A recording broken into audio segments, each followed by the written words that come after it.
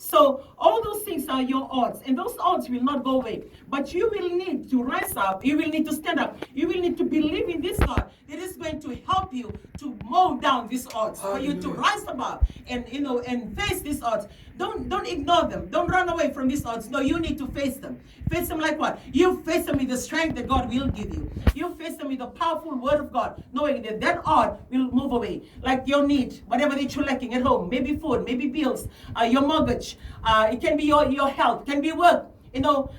Situations in the workplace that you cannot handle. You get frustrated, you get depressed. But ask this God, because this God can do all that for you. And write down your list. Like I said, by this time, you people will be tired of hearing me say, write down your list. I will always say to you, write down your list. Because when I grew up, when I started work when I was only 16 years old, one day we were unpacking everything from our storeroom. And then I found this little book, and I was showing it to my grandchildren and said, this little book was one of those books when I was working then, when I started, and I wasn't married. I write down everything, even if I have to spend 5 cents or 10 cents, I write down. Yeah, it can be tedious. You look at it and say, do I really need to do that? Well, some of us are well off now and said, I don't really need to do that. Yes, you can take it in the scope of whatever that you want to believe in. It can be the scope from your business, running a business. Write down everything. Your clarity and everything, God is attracted to that, the positivity of it all. And for you to have a good heart. And this morning we were actually sharing, we went down to Nandi last weekend. And I know you're watching in this morning, Ambula Oliver and Ranchana Olimegs, they're from the Olimegs.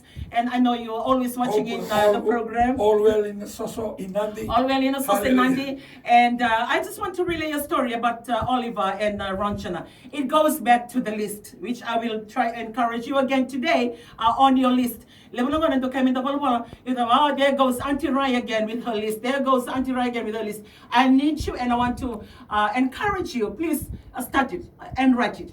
My children, my grandchildren, I get them to do that. So it becomes a habit now. Well, back to this list. And that was right back in 2004 to 2005.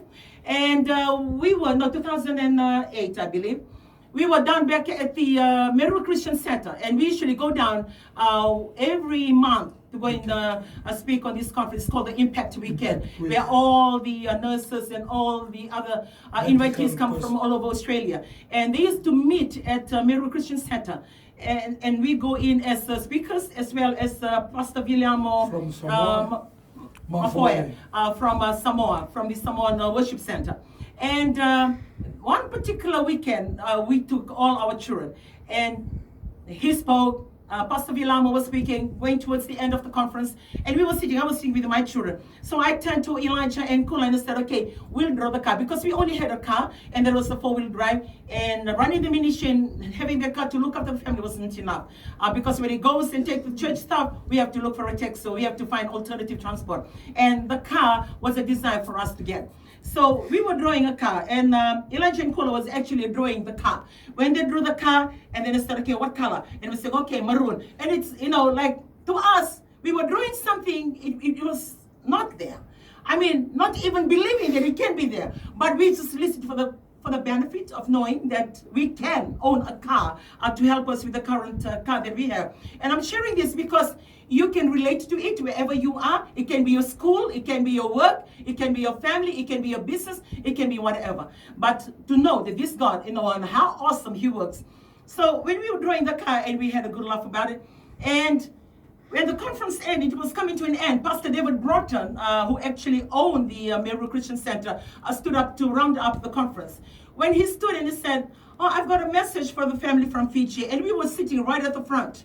He said, I've got a message for the family from Fiji, Pastor Atu's family. So we raised our hand and we were sitting at the front.